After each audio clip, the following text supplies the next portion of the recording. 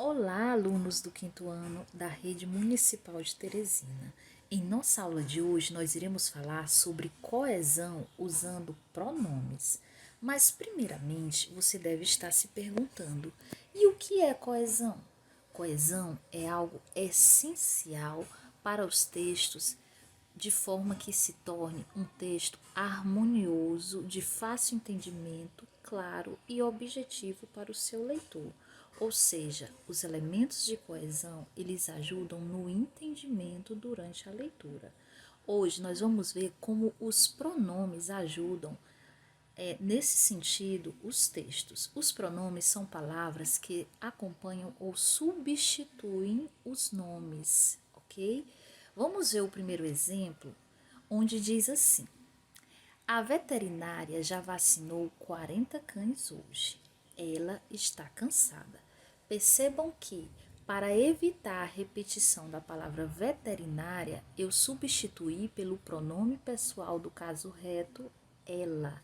Só para relembrar, os pronomes pessoais do caso reto são eu, tu, ele ou ela, nós, vós, eles ou elas. Estes são os pronomes pessoais do caso reto. Só para relembrar, porque nós já estudamos ano passado este conteúdo, ok? Então vejam só, se a frase fosse da seguinte maneira: a veterinária já vacinou 40 cães hoje. A veterinária está cansada.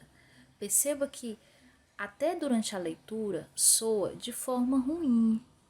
Não é interessante para a nossa leitura esta repetição, já que eu tenho as palavras que são chamadas mecanismos de coesão. Elas funcionam como mecanismos de coesão, ou seja, elas deixam o texto mais claro de ser compreendido. E o que torna um texto bem mais fácil de ser compreendido é evitar repetições. No caso, em vez de eu repetir a palavra veterinária, eu substituí pelo pronome ela, ok? Vamos ao segundo exemplo. Ontem vimos um pavão no meio da rua. Ele tinha fugido do jardim zoológico. Vejam que, mais uma vez, em vez de eu repetir a palavra pavão, eu substituí esta palavra, este nome, pelo pronome pessoal do caso reto, ele. Ele faz referência a uma palavra que já foi dita antes na frase. No caso, a palavra é pavão. Se eu não utilizasse este elemento de coesão, ficaria da seguinte forma o período: ontem vimos um pavão no meio da rua. O pavão tinha fugido do jardim zoológico.